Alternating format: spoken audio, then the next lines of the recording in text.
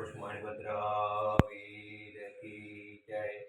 8 ફાગણ માસની સોમવાર તારીખ 17/3/2025 મંગળવાડા માણેકદેવ દાદાના પ્રત્યક્ષ દર્શન કરી રહ્યા છો।